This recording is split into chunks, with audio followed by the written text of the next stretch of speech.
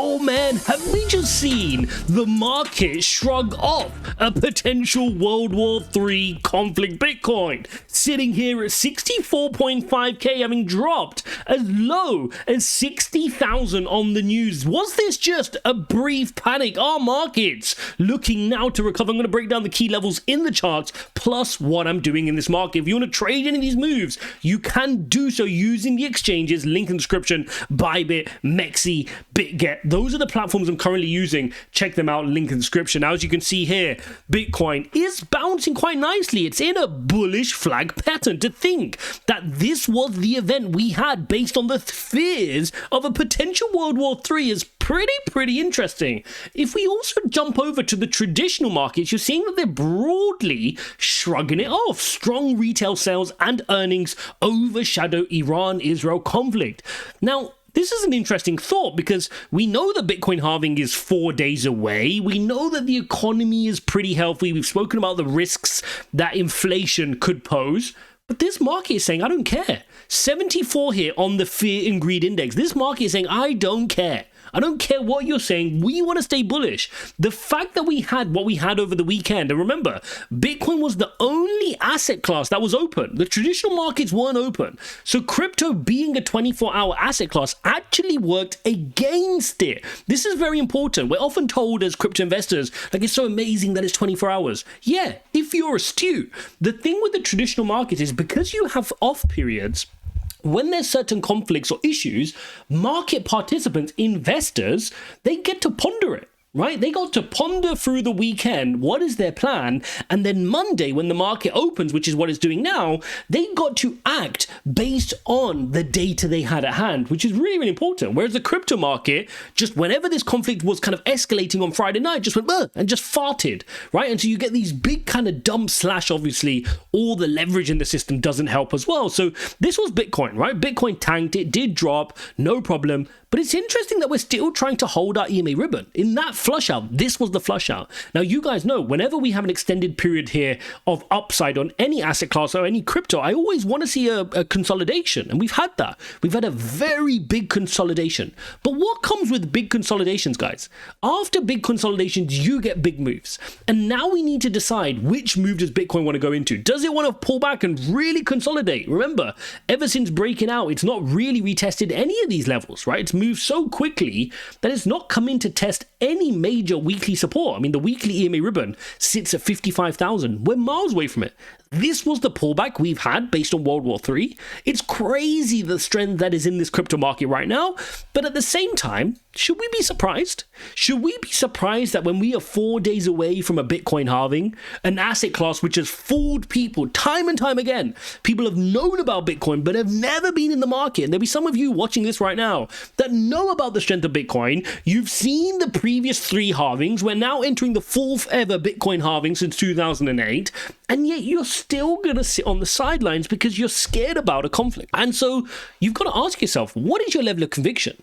Because when I invest in Bitcoin or any cryptos, I'm investing in technology which I think can stand the test of time, right? I'm not investing in technology which I think, oh, as soon as you're going to get a conflict, it's going to dump. That'd be too nerve-wracking. There's always going to be conflicts.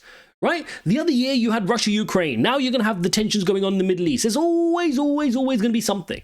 And it's your ability to navigate that as an investor, which is important. And you're only going to navigate it with good risk management, no leverage, making sure you don't get panicked out and you actually believe in your asset class. So as the market's dumping, I'm looking for dip opportunities, right? On the weekly chart, this is not a big pullback. On the daily chart, in the EMA ribbon, nice. I want to be nibbling inside this daily EMA ribbon. That's great.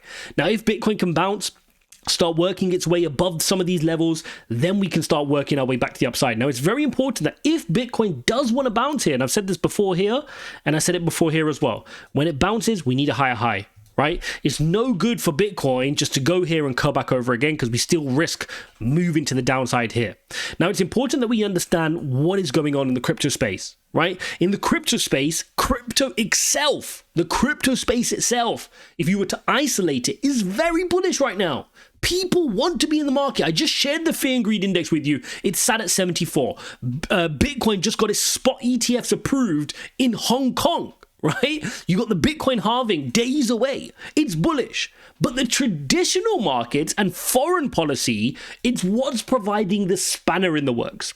And the reality is, we've got to decide, are we going to sit this market out because we're scared of inflation rearing its head and perhaps the interest rate cut taking a couple more months before we get our first interest rate cut? Are we going to sit out on the Bitcoin halving, which comes once every 4 years because of some geopolitical issues? I know the answer for me, it's no. I'm not going to allow these things to shake me out the market when we've been through a bear market, when we believe in an asset class. We know it's the solution to the failed fiat currencies. I'm not going to sit this out. I'm not going to sit this out because there's some missiles flying around. There's always missiles flying around. There's always going to be missiles flying around. So for me, this is an investment thing. I'm in the market, and you guys have to make your own personal decisions about what you're doing in this market. So that's my premise on my long-term portfolio. Now for the trading, this is where you have to be very careful. And you guys know I'm actively trading this market. I'm not one of these YouTubers that talk it and don't trade. I actively trade. ijazcrypto.com/TG. Jump into our Telegram group. It's free. And in the pinned comment, you will see all the trades I've taken. Jump in there, have a look. Go see all the trades. I just shared all the trades I took in March, and you get the same report for April when April is done as well. You can see everything. Every single stop loss I hit, every single trade I won, and the overall results. Over 160% spot returns. Now that's not super great for me. I've had better months. No leverage, right? No shorting. So when Grayscale was dumping, I wasn't short in the market. Only long, only spot, 160%. But when you trade, you've got to understand what the nuances are in the market. And when you've got these kind of conflicts, your stop losses can get hit. Because the reality is, one of those parties in the conflict could come out today and do something again, which is, deemed as an escalation. And again, markets will dump. So it's very important from a short-term basis where you've got trades, not to get yourself set up where you're just going to get liquidated or get your stop losses hit for no reason. So for my trading portfolio, I just want it to calm down and see what happens. And I'll be ready to pull the trigger on some new trades, ready for a bounce. For my long-term portfolio, I couldn't care less. If it wants to dump, 10% in a day, who cares? I'm either going to buy the dip if I think it's low enough, or I'm just going to be patient. And patience is the key. I'm not going to panic. I'm not panicking on Friday when this is dipping whatsoever. Right? There's no need to panic. Do I think, suddenly because of what happened, Bitcoin's going to go down to zero? No, of course it's not. This is an asset class which, when it was at 15,500, everybody was calling for it to go to zero, and it didn't. And we're now sit here having just a couple of weeks ago posted all-time highs at 73,700, just shy of 74,000. This is a powerful asset class ready to move. In a this is a bull flag, right? This is a consolidation bull flag pattern here. It wants to move to the upside, and there's no way I'm sitting this out right now. Now, it's important to note there are some other factors you need to be aware of this week, and namely the Fed officials. Jerome Powell does speak on Tuesday, so make sure you watch out for Jerome Powell. Also got other Fed officials like Jefferson and some of the others throughout the week speaking. Of course, they can move the market. I wish they would just be quiet, but they're deciding to speak, so make sure you stay tuned for those guys as well. The other thing, which is the elephant in the room, is this darned dollar index, right? You guys know dollar index is inversely correlated to Bitcoin and crypto. People flock to the dollar in times of uncertainty. So when you get what we had over the weekend, people get scared. And when people get scared, investors get scared, they want to relatively move to the dollar. And that is why you saw a big spike here in the dollar index. If this pattern persists, it could provide a difficult obstacle for Bitcoin to overcome, because Bitcoin needs this moving to the downside. It needs it trending to the downside. The question is, however, we could get momentarily decoupling, right? There's no reason why for a short period, I'm not saying for a long period, dollar index could still climb, but Bitcoin just wants to do its thing and climb much more. Because of the halving, because of the narrative, because of, everybody knows what needs to happen. Now, there's one more thing I do want to share with you, a narrative which people are speaking about, which has to be on your radar, is there is a buy the rumor, sell the news consequence that could come from the halving as well. Now, you need to understand, whenever there's an event in crypto, people get very excited. Investors want to front run. And so oftentimes in that situation, you'll see a lot of excitement, a lot of pump, the price going high. And then after the halving happens, it just starts dipping. You're like, why is it dipping? I thought this halving was supposed to be the saving grace and really supposed to pump Bitcoin to 150. It doesn't always happen immediately.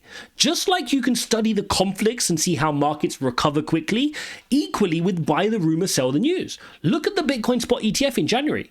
right? You had your pump, your excitement, you had your dump when it was an anti-climax, but then over time, Bitcoin's done really well. And I think the same will happen for this halving. You get excitement leading up to the halving, you'll probably see a post-halving dump, then the market will kind of digest it, Bitcoin's become more scarce, the demand is still there from not just the US spot ETFs, but also the Hong Kong ones and more money flowing into crypto, but now the supply is harder, right? The block reward has been cut in half, and over time, months, this should allow Bitcoin to push on higher towards 100,000 and beyond. That's my view on it, right? Now, you got to be careful. If you're trading it, be very, very careful. Be wary of this buy the rumor, sell the news.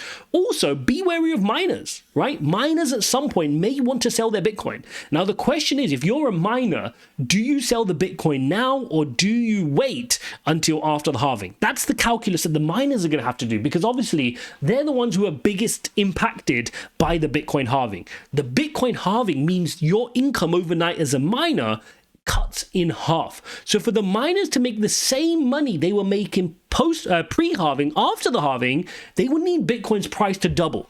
Right? So if Bitcoin's 65,000 now, call it, they would need Bitcoin to be 130,000 for them to get the same money post the halving, because instead of 6.25 as a block reward, they're getting 3.125 Bitcoin per block reward. So that's something else we got to take into account, is they're going to have that impact on them as well. So the question is, what are they going to do?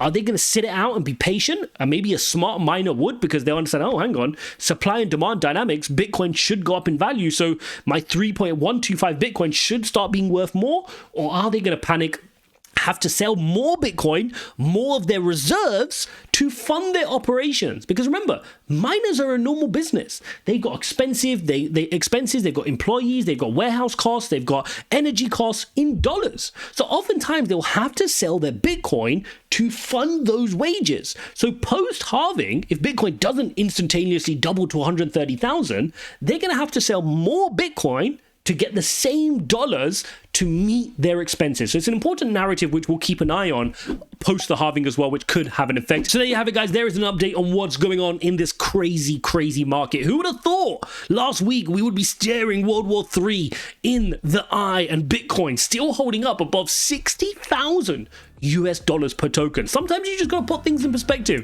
If you appreciate type of updates, regardless of what's going on in the world, smash up the likes. Do not forget to subscribe. You're gonna love this video here. Go watch this, and I'll see you in the next one.